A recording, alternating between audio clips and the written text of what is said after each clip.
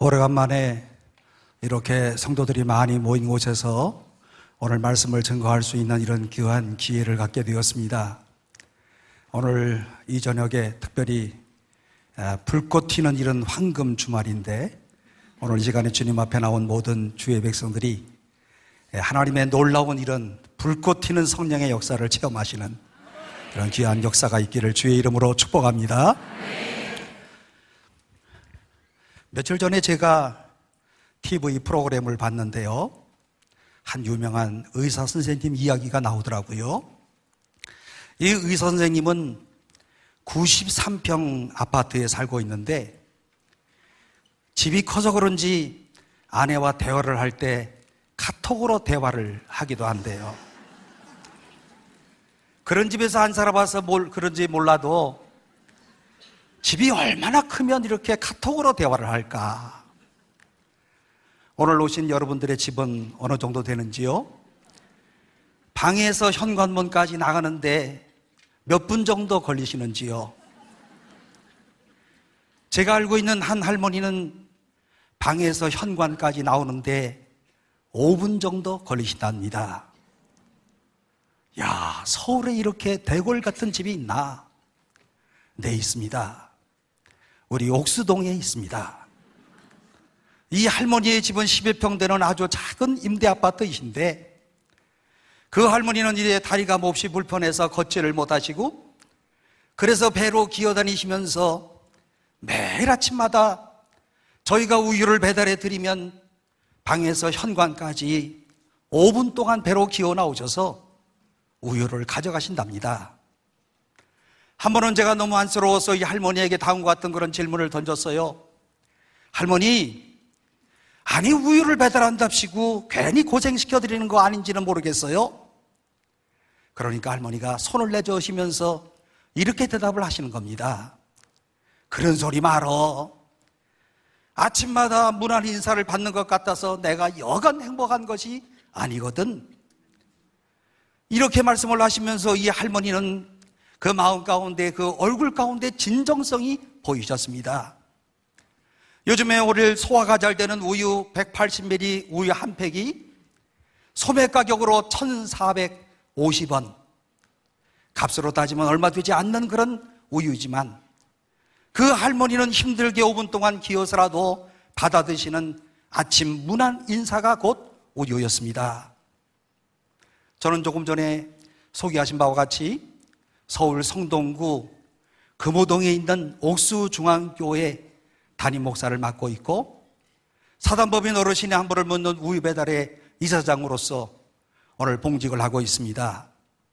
어르신의 한부를 묻는 우유 배달이라고 하는 것은 혼자 사는 이런 어르신들에게 매일마다 우유를 배달해 드리는 것이고 이렇게 우유를 배달한 것들이 대문 앞에서 2개 이상이 쌓이게 되면 집안에 있는 독거노인이 변고가 있는 것으로 여겨서 인근 구청이나 교회로 연락을 해주시고 구청 직원이나 교회가 출동하고 보호자에게 알려서 고독사를 방지하는 이와 같은 이런 시스템을 갖고 있답니다.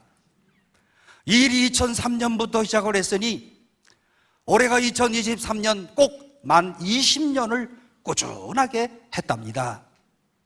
사단법인 이 어르신의 안부를 묻는 우유 배달의 취지는 홀로 사는 이런 어르신들의 고독사를 막는 일이고 고독사라고 하는 것은 가족과 친척 등 주변 사람들과 단절된 채 홀로 사는 사람들이 자살이나 병사 등으로 혼자 쓸쓸히 죽은 지 3일 이상 시신으로 방치되는 것, 오늘 이것이 바로 고독사라고 이렇게 우리가 부르는데요, 고독사 현장 가운데서 유품을 처리하는 이런 관리사들의 말에 의하면요, 오늘 어떤 사람이 집에서 혼자 죽었다 그랬을 때는요, 혼자 죽었을 때 문을 꼭 닫고 죽게 되면 오늘 그 다음에 이 검안 의가 가셔서 자살인지 타살인지를 이제 검안 의가 판결을 내야 되는데요, 냄새가 나가지고 그 집에 들어갈 수 없어서 문을 한 5시간, 6시간은 열어놔야 들어갈 수가 있다는 겁니다.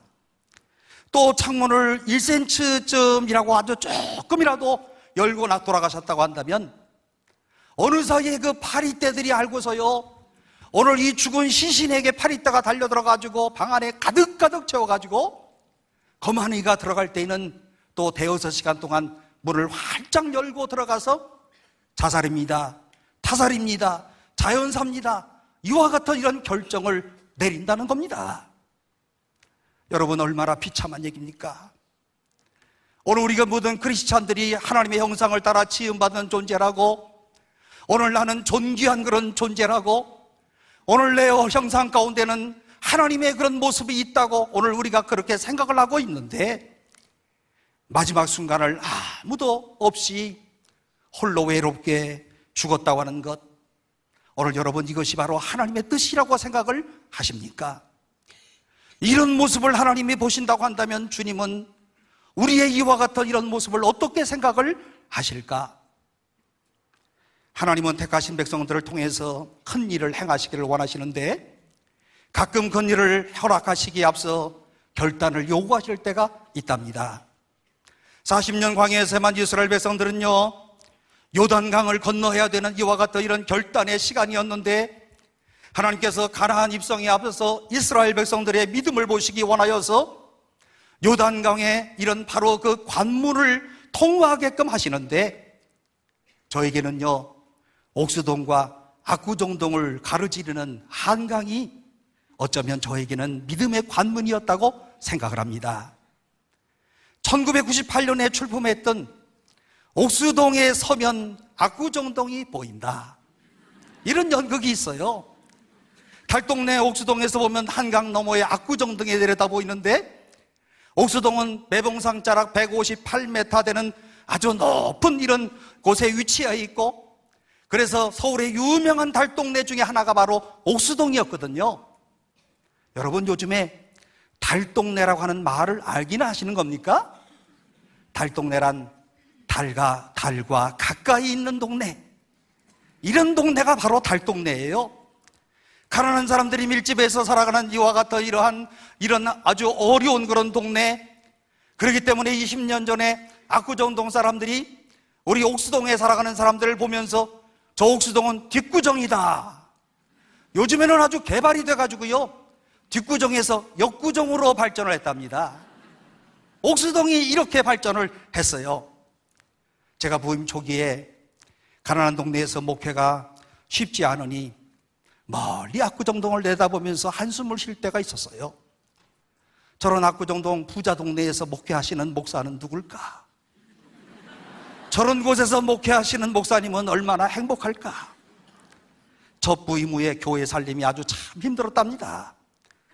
교회가 건축한 다음에 그 다음에 빚을 많이 지고 있었고요, 교인들 대부분은 아주 가난한 그런 사람들이었고요, 많은 분들이 가사 도우미 했고요, 그리고 또 일용직 근로자였고요, 노점상이었고요, 야구르트 배달원들이었고요, 하루 멀어 하루 먹는 이와 같은 가난한 사람들이 오늘 우리 교회에 다니는 교인들이었답니다.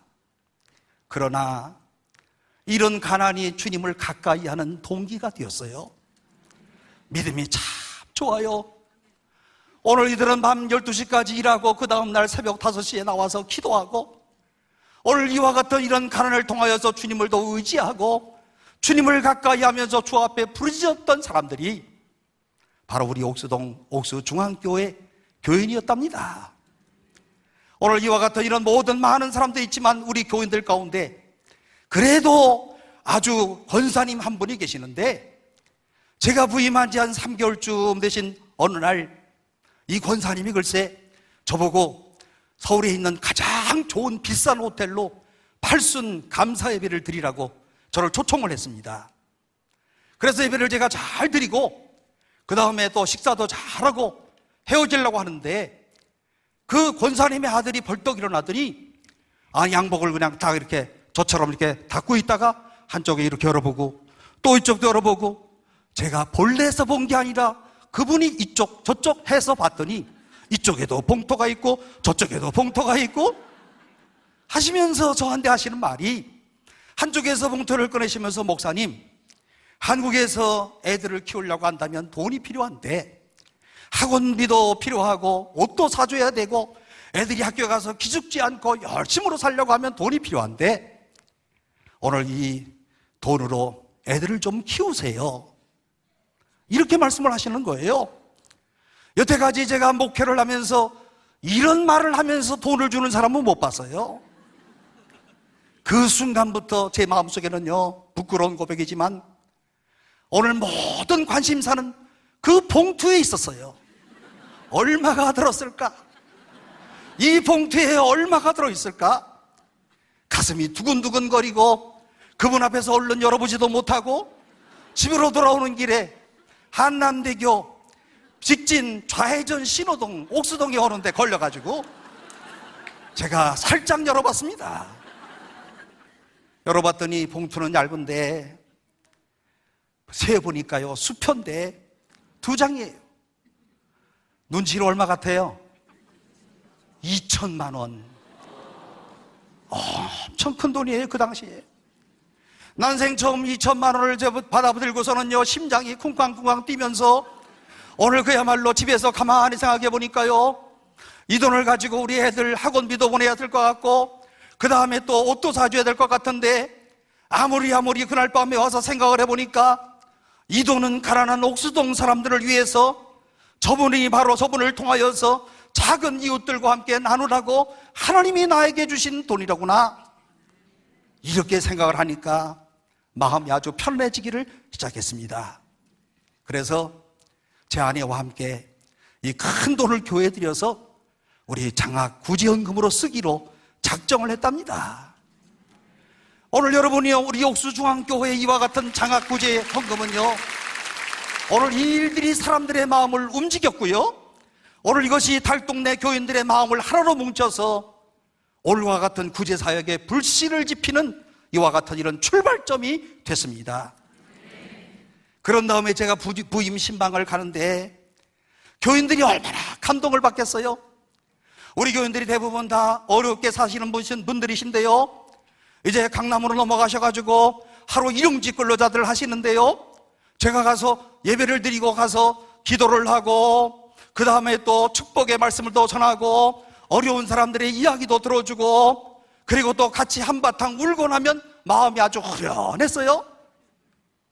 그때마다 제가 2천만 원 드린 것에 감동을 받았던 이분들이 목사님 도서비로 쓰세요 하시면서 봉투 하나씩을 주는데, 이것도 그 앞에서는 열어보지 못하고 그날 하루 종일 신방을 하고 집에 와서 보니까 10만 원, 20만 원 들어온 거예요. 그 주신 분이 20만 원이면 하루에 일당이 5만 원인데 일주일치를 저를 준 거예요. 그래서 저는 이것도 또 쓰지를 못했답니다.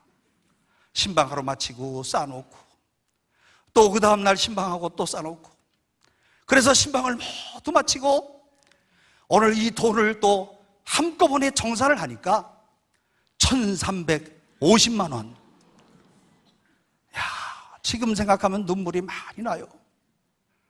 자기는 못 먹고 못 살면서, 자기는 그렇게 어렵게 살면서 어떻게 목사라고 10만 원, 20만 원씩을 이렇게 주시나. 이렇게 해서 2천만 원 플러스 1,350만 원 해가지고 3,350만 원이 구제사역의 종잣돈이 되었답니다. 그때부터는 이제 나눔과 돌봄 사역을 시작하는데요, 가난한 달동네에서 밥을 굶는 사람들에게는 쌀도 사주고 등록금이 없는 이런 학생들에게는 또 등록금을 대주고, 우리 옥수중앙교회가 그동안에 대학생들에게 등록금을 대준 사람만 500명이 넘어.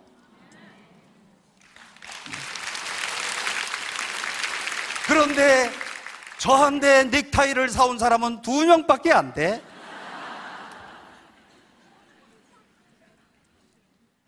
저는 사도행전 4장 35절 말씀, 사도들의 발 앞에 두매 그들이 각 사람의 필요를 따라 나누어 줌이라.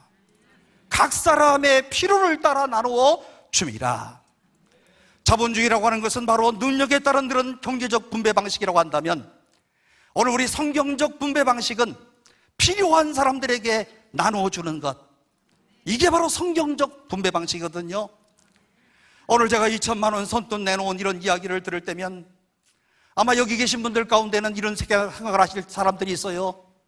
아마도 저 호 목사는 어릴 때 부유하게 살았나 보다, 이렇게 생각하시는 분들이 있는데, 그 반대랍니다. 저는 6.25 때 북에서 피난 나와서 가난하게 살았던 피난민의 자식이랍니다. 그 당시에 한국전쟁 직후라 누구나가 가난하게 살았지만 저희 집은 더 유난히 가난했습니다. 어릴 적에 초등학교를 다니면서 한 달에 100원 하는 기성예비를 제대로 난 적이 없어요. 그리고 또 밥을 마음껏 먹어본 적도 없어요. 오늘 집에서 배가 고파도 견딜만 했지만 학교에 가서 배를 고른 일, 정말 눈물 나는 그런 일이었습니다. 중학교에 들어가서는 3년 내내 신문 배달을 했는데요, 요즘처럼 이제 신문 배달을요, 각 집에다 신문을 탁탁 던지고 딱 하면 이제 인터넷으로 온라인 계좌 이체를 하면 되는데, 당시에는 집집마다 배달원들이 수금을 해야 됐고요, 수금한 돈은 신문을 모두 돌린 다음에 신문사 지국에서 일일이 정산까지 해야 되는, 여기까지가 신문 돌리는 사람들의 책임이었습니다. 그리고 이 모든 일을 끝내고 집으로 돌아오면 컴컴한 저녁 8시가 되는 겁니다. 얼어냉친 쓴 고구마를 밥 삼아서 묵국과 그리고 허연 김치로 배를 채우고 나면 금방 잠이 옵니다. 사실은 제가 지금도 눈물이 많지만 어릴 적에도 참 눈물이 많았어요. 어느 추운 겨울 신문을 돌리는 그런 때였습니다. 철도 건너목 너머에 이발소가 하나 있었는데 그 이발소 주인이 여간 골치가 아니었어요. 아니 글쎄 280원 하는 신문값을 한두 달 안 내는 것이 아니라 6달씩이나 안 냈습니다. 신문사 총무는 늘 저에게 말씀하시기를, 오늘 그 집 가서 꼭 신문값 꼭 받아와라, 알았니? 네. 하루는 마음을 단단히 먹고 이발소 주인에게 말문을 열었습니다. 아저씨, 신문값 줘요. 주인이 아주 힐끔힐끔 한번 쳐다보더니 본체만체하고는 계속해서 다른 사람의 머리만 깎고 있는 거예요. 신문값 줘요, 아저씨. 이번에는 아주 제가 제법 큰 소리를 냈습니다. 그제야 이 주인이 한마디 하면서, 지금 나 바빠, 내일 와. 안 돼요, 아저씨. 오늘 꼭 받아오라고 그랬어요. 알았다니까 이놈아, 내일 오라고. 저도 물러서지 않고, 아저씨 내일 줄 거면 오늘 주세요. 저의 태도가 상당히 당돌했나 봅니다. 주인이 이 말하던 일을 멈추고 노발대발하기 시작합니다. 야 이놈아, 그까짓 거 신문값 얼마 된다고 내가 떼어먹을 것 같으냐 이놈아? 쬐끄만 놈이 눈만 빵꾸래가지고서는 가래도 말도 안 듣고 욕을 섞어가면서 소리를 지릅니다. 저는 주눅이 들어서 아무 소리도 못하고 그 욕만 먹고 서 있는데, 삐쩍 마른 중학생 까까머리에 눈만 번쩍거리는 키가 조그마한 중학생이 불쌍해 보였던지 머리를 깎고 있던 손님이, 아니 밤늦게까지 신문 배달하는 어린 학생에게 왜 그렇게 소리를 지르는 거예요? 하면서 주인을 나무라는 거였습니다. 그 말에 가슴에 모여있던 이런 서러움이 북받쳐서 눈물을 흘렸습니다. 엉엉 울고 있자니 그때야 주인이, 내일은 꼭 돈을 줄 테니 오늘은 그냥 돌아가. 돌아오는 집에 제 마음은 쉽게 가라앉지 않고 참 마음이 쓸쓸했습니다. 생각하면 생각할수록 분하고 그리고 서러웠습니다. 이발소 주인에 대한 그런 미움, 그리고 또 오늘 우리 집은 왜 이렇게 가난해서 내가 신문 배달을 해야 되느냐, 이런 원망 섞인 이런 모든 분노, 가슴이 터질 것만 같아요. 어린 시절의 생각을 하면 저는 또 돌아가신 우리 엄마가 생각납니다.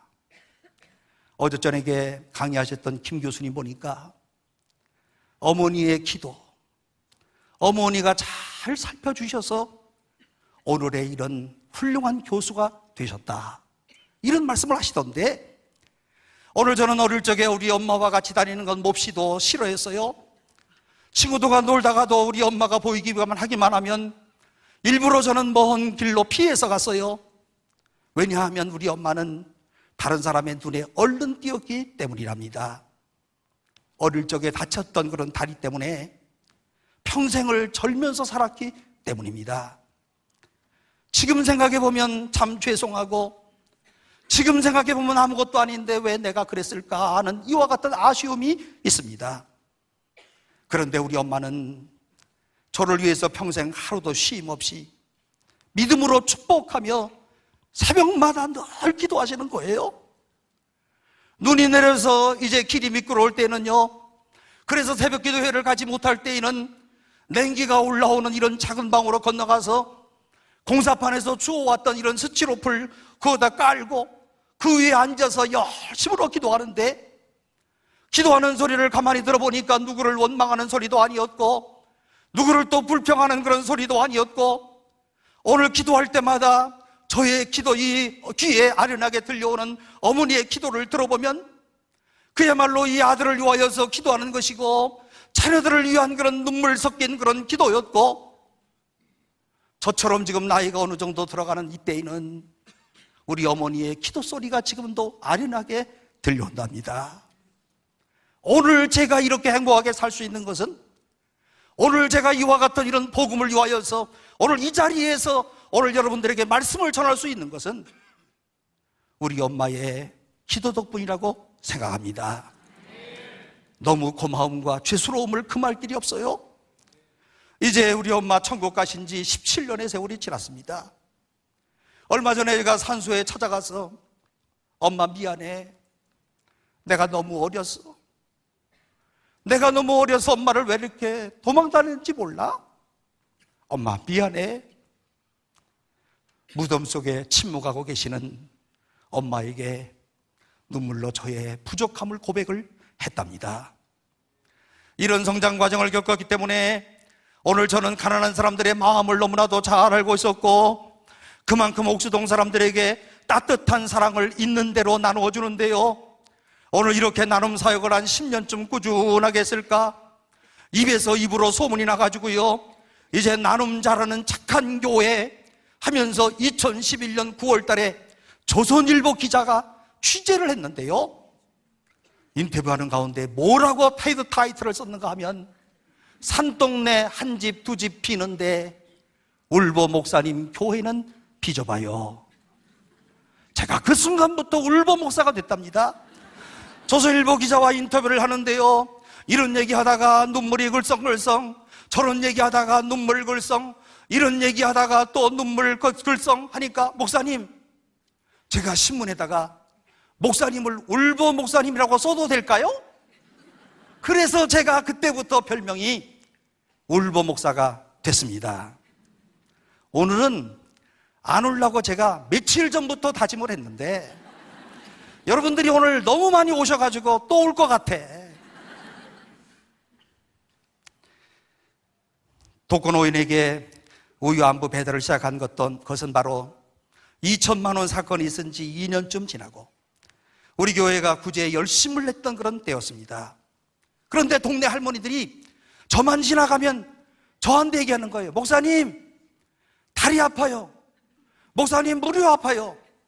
그래서 제 마음속으로, 아니 할머니, 늙어서 무릎 아프고 다리 아픈데 나보고 어떡하란 말이야. 그런데 저는 그 속에서 무슨 생각을 했는가 하면, 저 할머니들에게 영양을 공급해주면 되겠구나, 칼슘을 드리면 저 할머니들이 좀 덜 아프시겠구나, 이렇게 제가 마음속에 생각이 됐습니다. 그런 일 이후에 얼마 후에 제 처남과 함께 포항에 다녀오는 일이 있어가지고 함께 비행기를 타고요, 마침 그날 제 처남이 바로 옆자리에 앉았는데요, 오늘 제 처남하고 이런저런 이야기를 나누다가 옥수동 사람들의 고달픈 삶에 대한 이야기를 서로 나누면서 우리 처남이 먼저 이렇게 얘기를 하더라고요. 아, 내가 사업을 하면서 돈 좀 벌었는데 가난한 사람들에게 내가 좀 나눔을 좀 실천하고 싶어. 어떻게 하면 좋을까?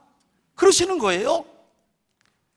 여러분, 그동안에 제가 기도하던 기도의 응답의 순간이 다가오는 때였습니다. 저는 골다공증으로 고생하는 이런 사람들을 위해서 우유를 좀 배달했으면 좋겠다 생각을 했는데, 사실은요, 돈이 없어서 우유 배달을 하지 못하였고, 교회 옆에 우유 지점이 있었는데요, 당시 우유 180ml짜리가 700원이었고, 그리고 한 달에는 또 21,000원이고, 또 백가족이면 또 210만 원이고, 이런 모든 사실들을 제가 철저하게 계산을 해서 준비를 해놓았었는데, 그때 제가 저희 처남에게 이렇게 얘기를 했어요. 아, 형님, 우유값으로 좀 후원해 주세요. 얼마가 되는데? 순간 저는 갈등이 생겼습니다. 너무 많이 달라고 하면 그나마 하려던 마음 뒤로 자빠질 것 같고, 너무 적게 부르면 혜택 갈 사람이 너무 적을 것 같고, 그래서 저는 느헤미야서 2장에 나오는 아닥사스다 왕 앞에 있었던 느헤미야처럼, 느헤미야 2장 4절에 다음과 같은 말씀이 있습니다. 왕이 내게 이르시되 그러면 네가 무엇을 원하느냐 하시기로 내가 곧 하늘의 하나님께 목도하고. 그래서 또 순간적으로 느헤미야처럼 묵도를 했어요. 주님 얼마를 달라고 할까요? 그리고 그 순간에 제가 설명을 했습니다. 우유 한 팩에 700원이고요 한 달이면 21,000원이고요 한 백가정 210만 원씩 했으면 좋겠어요 해가지고 그러면 내가 매월마다 210만 원씩을 내지. 이렇게 해서 우유 배달이 시작되었답니다. 하나님의 전적인 역사였고 하나님의 간섭이었고, 오늘 사람의 마음을 감동하시는 하나님, 오늘 뜻을 두고 기도하는 자들마다 역사하시는 하나님, 이 하나님의 놀라운 역사가 펼쳐지는 다음 같은 순간이었습니다. 저는 돈이 마련되자마자 우유 대리점과 계약을 맺어가지고요, 우유 바구니에 2개 이상의 우유가 쌓이거나 인기척이 없다면 꼭 교회에 연락해야 된다고, 내가 우유 대금은 절대로 떼먹지 않을 터이니까 이 공짜로 먹는다고 해서 유효기간 지난 걸로 우유를 주면 절대로 안 되시고요, 신선한 우유로 꼭 전달해 주셔야 된다고 해서 계약서를 제가 썼습니다. 이때부터 우유 배달이 시작되었고, 오늘 여러 어르신들에게 이제 한 달에 한 번씩 편지도 쓰고 전화도 보내고, 또 무료로 받는 우유가 제때 빠뜨리지 않고 잘 배달이 되는가 모니터링도 하고, 이렇게 해서 시작된 우유 배달이 2003년부터 2023년 지금까지 한 번도 쉬지 않고 지금까지 계속되고 있답니다. 하나님의 은혜 아니겠습니까? 하나님의 도우심 아니겠어요? 그런데 자기 손에 있던 보리떡과 물고기를 기꺼이 내놓은 한 청년 이야기를 하려고 합니다. 12년 전에 옥수동에서 가난하게 살았던 한 청년이 주일 예배를 마치고 저를 찾아왔어요. 우리 교회 열심히 다니는 그런 청년인데요, 창업을 하겠다고 하면서 개업 예배를 부탁하는 거예요. 근데 제가 그동안 그 청년의 개업 예배만 여러 번 드렸는데, 예배를 드리면 망하고 또 드려도 또 망하고, 예배를 드릴 때마다 망하는 거예요. 여러분 생각해 보세요. 이 목사가 체면이 있지, 예배를 드릴 때마다 망하니 드리자는 말을 할 때마다 겁이 나. 여러 번 망하고 7번째 개업 예배를 부탁하러 온 거예요. 이 청년 참 뚝심이지요? 이 뚝심이 바로 믿음의 힘기랍니다. 개업 예배를 드릴 때마다 다른 여러 성경 구절의 말씀으로 제가 이제 어느 때는 창세기 49장, 어느 때는 잠언 16장 하면서 계속 보는데, 여러분들도 다 아시지만 목사가 똑같은 집에 가서 똑같은 설교를 하면 귀신같이 알잖아요. 그러니까 이 집에 가서 설교했던 거 잘 기억하고 있다가 혹은 써놨다가 다른 걸 해야 되는데, 너무 개업 예배를 많이 들어가지고 설교할 게 없어. 이번에 무슨 설교를 할까 고민하다가 창세기 26장 12절 13절 맨 마지막 부분이 제가 항상 걸려서 이 설교를 못했는데, 하도 할 게 없어가지고 이거를 했어요. 여러분 잘 보세요. 이삭이 그 땅에서 농사하여 그 해에 100배나 얻었고, 여호와께서 복을 주심으로 그 사람이 창대하고 왕성하여 마침내 거부가 되었더라. 아니, 조그만 사무실에서 30명이 모여서 개업 예배를 드리는데, 아무리 이렇게 좋은 구절의 말씀을 읽었다 할지라도 또 망할 것 같아. 그래서 오늘 이 말씀 가운데 맨 끝에 있는 거부가 되었더라라고 하는 이 말씀이 내심 깨름직하고 거부가 되었어요.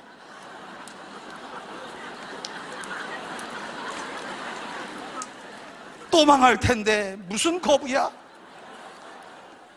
제발 좀 밥이나 먹고 살아라.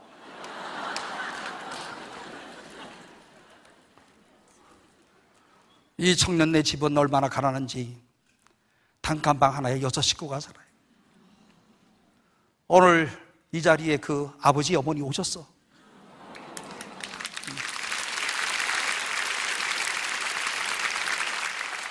제가 신방 가면 늘 울고 와요. 하나님, 이렇게 열심히 기도하고 이렇게 열심히 주님을 섬기는데 주님, 이 가정 너무 힘듭니다. 이 젊은 청년이 누군 줄 아십니까?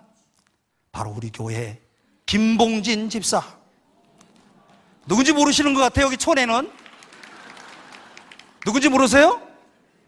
네, 배달의 민족을 창업한 김봉진 집사.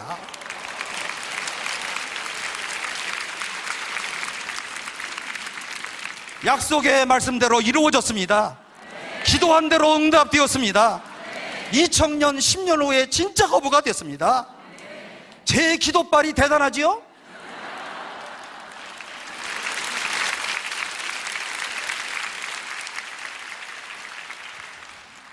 오늘 너무 많이 와서 기도를 해드릴 수 없고,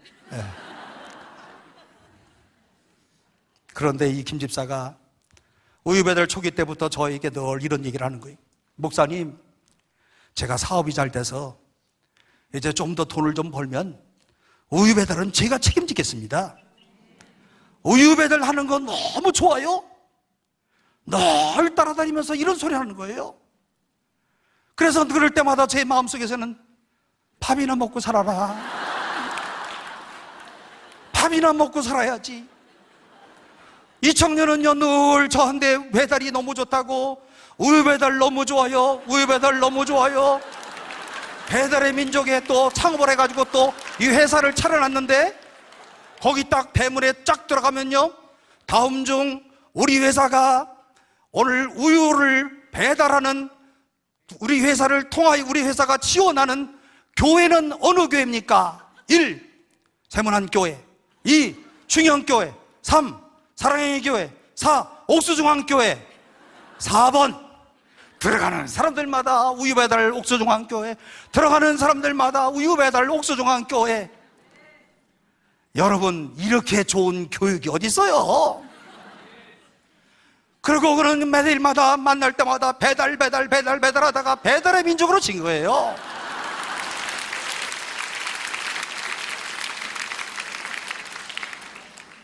이 김봉진 집사가 결국 그 약속을 지켰답니다. 우유값으로 큰 돈을 지속적으로 기부했고, 우리가 2015년에 사단법인 우유 안부를 세우는데 아주 큰 공로를 세웠습니다.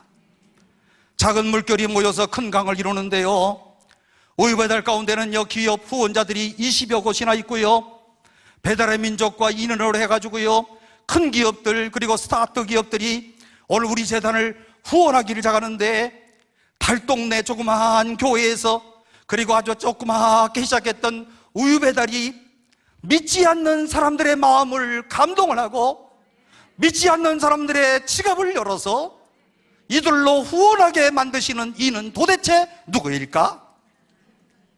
그 이후에 매일 유업이요 우리에게 후원하고요, 60개 치킨이 후원하고요, 제이준 성형외과가 후원하고요, 여러분 골드만삭스가 우리를 후원하고요, 조스 떡볶이가 우리를 후원하고요, 이노레드가 후원하고요, 당구마이 설민석이 후원하고요.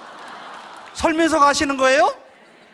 그 다음에 아이유가 후원하고요, 폴킴이 후원하고요, 산정현교회가 후원하고요, 평창동 지구촌교회가 후원하고요, 부전교회가 후원하고요, 새로남교회가 후원하고요. 얼마나 많은 회사들과 교회들이 우리를 후원해 주는지. 특별히 매일 유업은요, 소화가 잘 되는 우유, 이걸 만들어 가지고 매출의 1%를 우리 사단법인의 우유값으로 기부를 하고 있답니다. 수익이 아니고 매출. 1년 소화가 잘 되는 우유의 총 매출 800억. 우리한테 얼마 주게요? 8억. 오늘 이 자리를 빌려서 넌 크리스찬이신 우리 김선희 부회장님께 감사드립니다.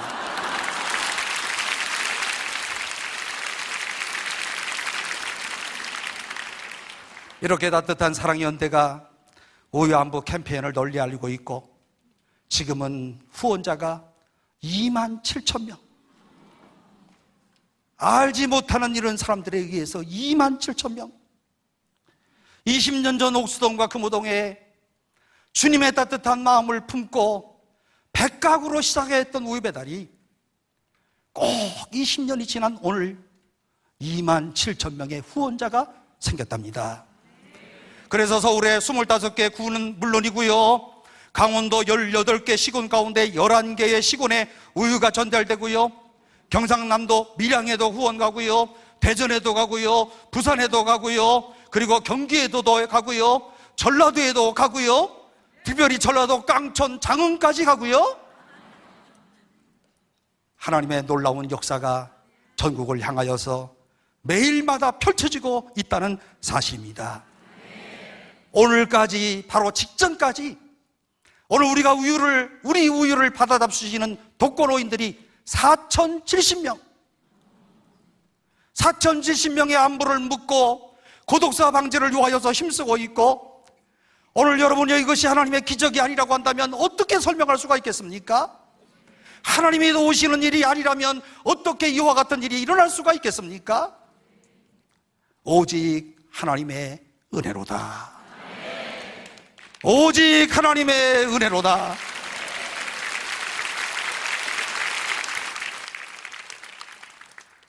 우리 사단법인은 단 한 명만 재택근무를 하면서 최소의 월급을 받고요, 그 외에는 매일의업 직원들이 와서 무료 봉사로, 배달의 민족 직원들이 자원해서 돕고 있어요.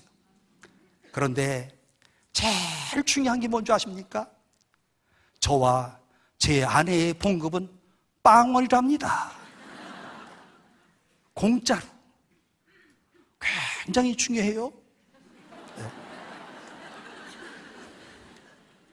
이것 때문에 후원자들이 많이 생기는 거예요.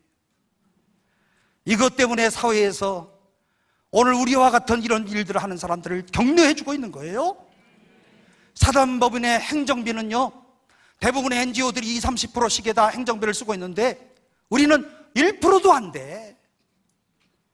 그리고 모은 모든 후원금은 목적사업비, 다시 말하면 우유값으로 주는 건데요, 왜 그런 줄 아십니까? 저는 지금까지 사역을 하면서요, 기도의 성자여 그리고 고아의 아버지였던 조지 뮬러의 모토처럼 오늘 이 사람의 자서전을 읽으면서 그 자서전 가운데 무슨 말이 있는가 하면, 나는 절대로 사람들에게 돈을 달라고 구걸하지 않는다. 하나님께서 주시는 것만큼만 한다. 저도 그래서 하나님께서 주시는 것만큼만 하는 거예요. 우리 교회 장로님들한테 우유값 내세요, 권사님들한테 10,000원씩 내세요, 이렇게 말을 했던 적이 없어요.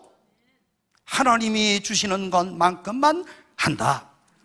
그리고 100%다 독거노인들을 위하여 우유값으로 사용한다.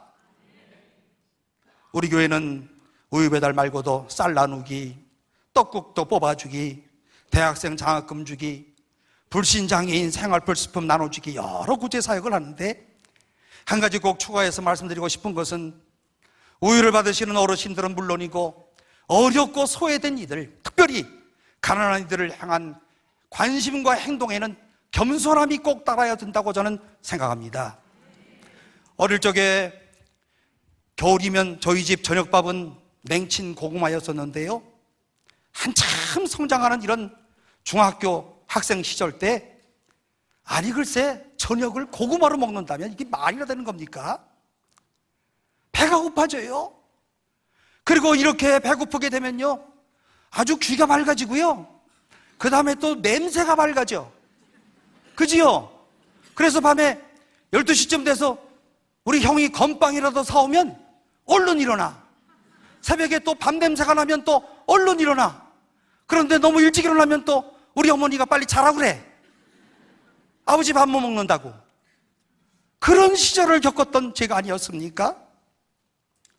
제가 먹을 것에 민감했던 것처럼 가난한 사람들은 이런 가난에 민감하답니다. 잔뜩 부은 종기에 옷깃만 쓰셔도 아프듯이 가난한 사람들의 마음은요, 말 한마디에 행동 하나에 상처받기가 쉬운데요, 그러므로 오늘 우리가 가난한 사람들을 대할 때마다 이 점을 꼭 유의해야 될 것이고, 오늘 그들에게 우리가 우유를 준다고 해서 오늘 이들에게 어떤 마음을 가지고 우유를 줘야 될 것이냐, 오늘 이들이 우유를 하나 받아먹는다고 해서 우리가 무시해서도 안 될 것이고요, 우리가 또 불쌍한 마음을 가지고 주는 것도 아니고, 이분들이 우리나라의 경제발전에 과거의 산업화가 이루어지는 그 순간에 고생을 하고 오늘날 우리나라를 이마만큼 이끌어 놓았던 그런 분들이시거든요. 그러므로 이분들에게 우유 하나를 줄 때마다 불쌍한 마음이 아니라 감사한 마음으로 이 나라의 경제발전의 기초를 만들었습니다. 오늘 우리가 이렇게 잘 사는 것은 당신들 때문입니다. 이렇게 겸손한 마음으로 드려야 된다는 말입니다. 성심을 다해서 가난하고 소외된 이웃들을 도우면서 보람 있는 일도 많았는데요, 오늘 저희 우유 사업에 매월 큰 돈을 기부하는 60개 치킨 사장님이 계셔. 이 사장님은 기독교인이 아니에요. 불교 신자예요. 우유 후원 사역에 매월마다 700만 원씩 내. 지금 한 번, 두 번 하고 마친 게 아니라 매월마다 10년 동안 계속 하셨어. 그래서 제가 그 사장님에게, 사장님, 아니 절에 다니시는 분이 뭐 교회에다 이렇게 돈까지 내셔요? 이렇게 농담을 건넸더니, 아니 목사님, 좋은 일 하는데 뭐 종교니 뭐니 다른 게 무슨 상관이에요? 예수님의 마음으로 구제했더니 종교의 벽까지 뛰어넘는 놀라운 역사가 있었답니다. 오늘 여러분요, 기도를 마치고 출출하실 텐데 오늘 집에 가셔서 60개 치킨 하나씩 사드시길 바랍니다.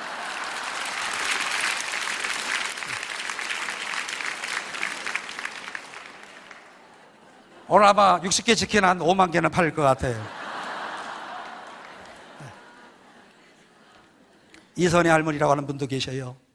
이미 고인이 되셨지만 5년 동안 꾸준하게 우유를 받아 잡수시더니 너무 고맙다고, 아니 글쎄 크리스마스 시즌에 동대문에 가서 일본 사람들의 색깔 쉐타가 좋다고 그걸 풀어가지고 빵떡 모자를 만들어 왔어요.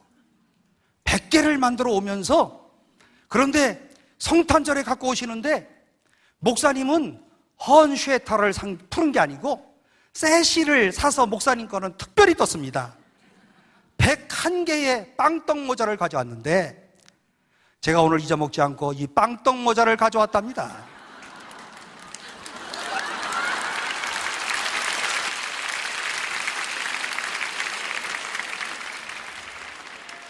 (10년) 전에 이선의 할머니가 5년 동안 우유를 받아 잡숫고 고맙다고, 내가 줄 거는 없고 헌쉐타로도 이런 빵떡 모자라도 또 와야 되겠다고, 작은 사랑이 작은 사랑을 낳습니다. 작은 사랑이 이와 같은 이런 사랑을 또 낳았습니다. 이분이 나중에는요, 우리 교회를 나오시더니요, 이제 제가 등록 신방을 하러 집에 갔더니요, 문을 딱 열자마자 이 정문 앞에 사진 2개가 크게 걸려 있는데, 하나는 이렇게 보니까 아주 사진이 보통 큰 게 아니에요. 큰 대형 사진을 걸어놨는데 한쪽에는 박정희 대통령 사진, 한쪽에는 누구게요? 이야, 제 사진을 걸어놨어. 네. 여러분, 제가 이런 사람이랍니다.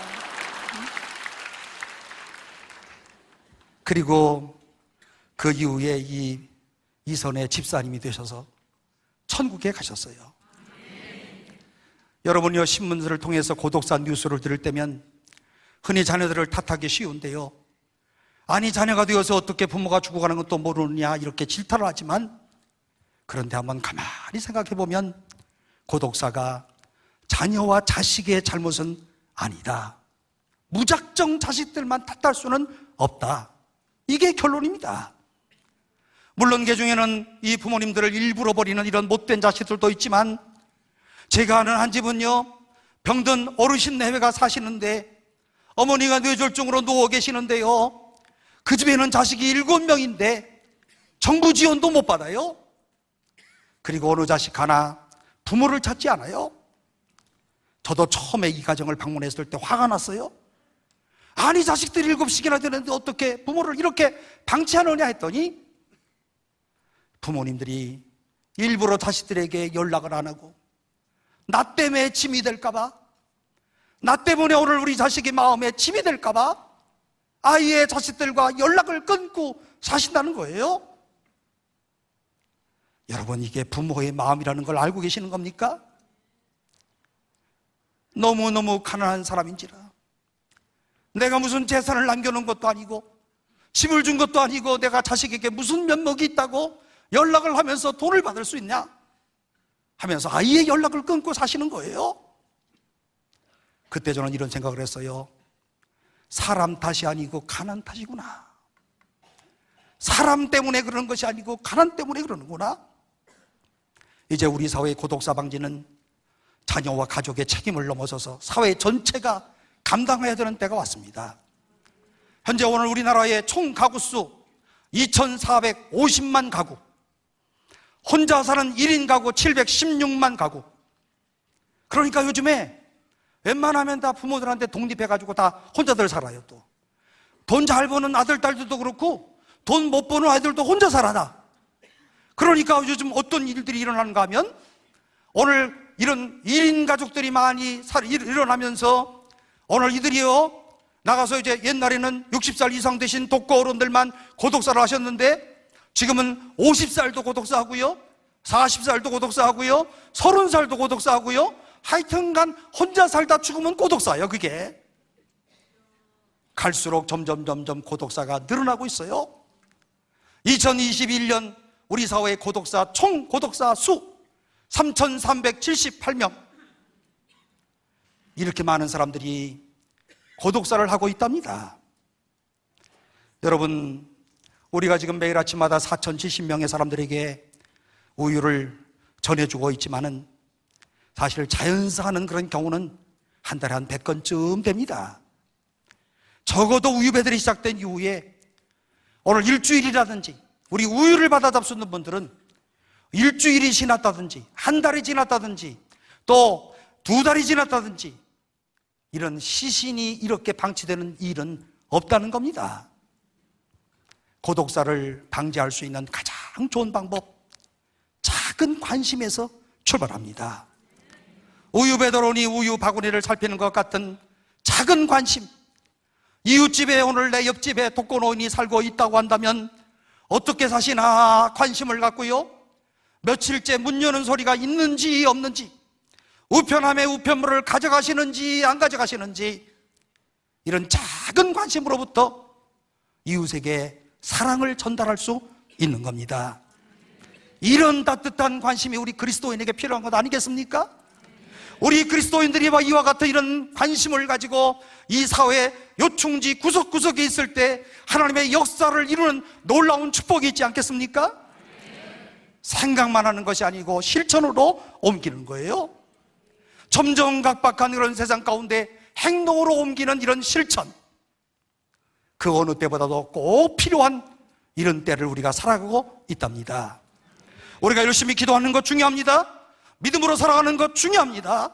그런데 더 중요한 것, 옆에 있는 사람들을 살피며 그리스도의 사랑으로 오늘 이들을 격려하고 위로해 주는 일.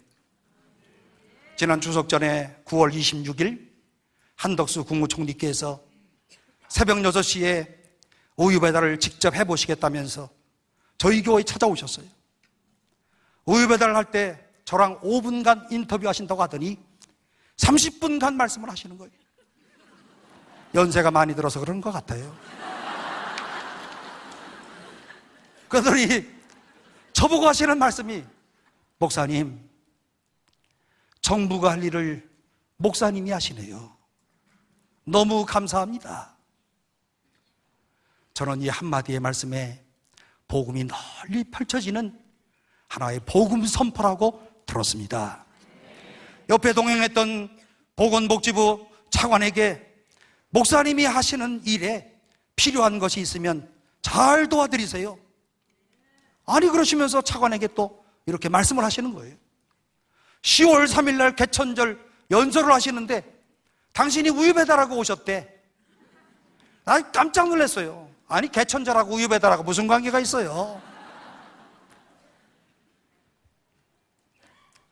제가 얼마 전에 제가 속한 교단의 수많은 목사님, 장로님들에게 강의를 했습니다. 교회가 교회다워지는 방법, 나눔과 돌봄에 대한 그런 강의였습니다. 진짜 교회는 어떤 교회인가? 건강한 교회는 어떤 교회인가? 하나님이 원하시는 그런 교회는 어떤 교회인가? 저는 다음과 같은 두 가지 일을 세상 속에서 꼭 해야 된다고 강조를 했습니다. 하나는 하나님을 사랑하는 일, 또 하나는 이웃을 사랑하는 일.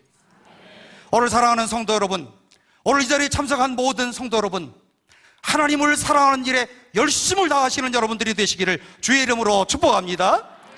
이웃을 사랑하는 일에 최선을 다하시는 성도들이 되시기를 바랍니다. 하나님의 일을 열심히 하는 방법은 열심히 예배를 드리는 거예요. 이웃을 사랑하는 일을 나타내는 방법은 나눔과 돌봄을 실천하는 일입니다.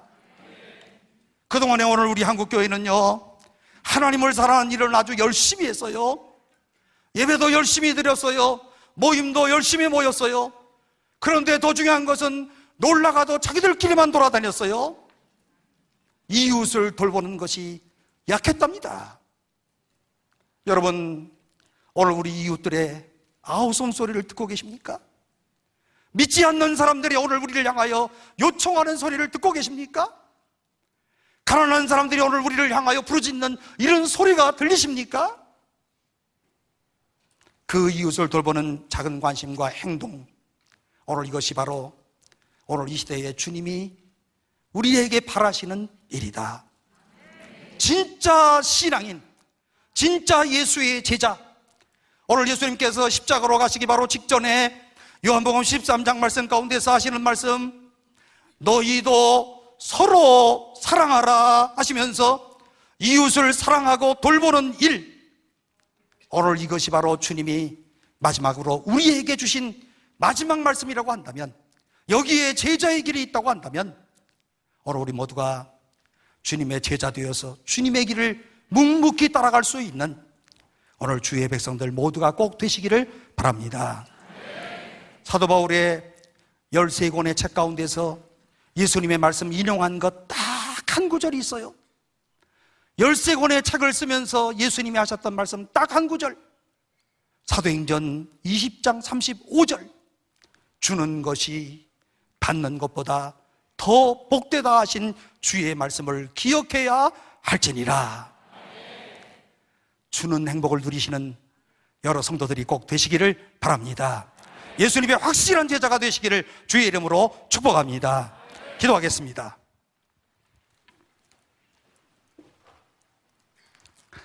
사랑이 많으신 하나님 아버지, 은혜를 진심으로 감사합니다. 오늘 각박해지는 이런 세상 속에서 이 시간에도 오늘 우리들에게 이와 같은 귀한 믿음을 허락하여 주시고 주님을 향하여 사모하는 마음을 주신 것을 진심으로 감사합니다.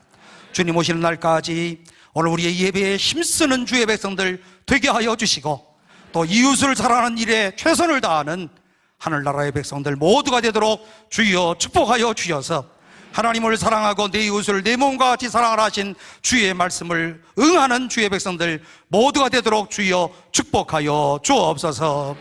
예수님의 이름으로 간절히 기도하옵나이다. 아멘.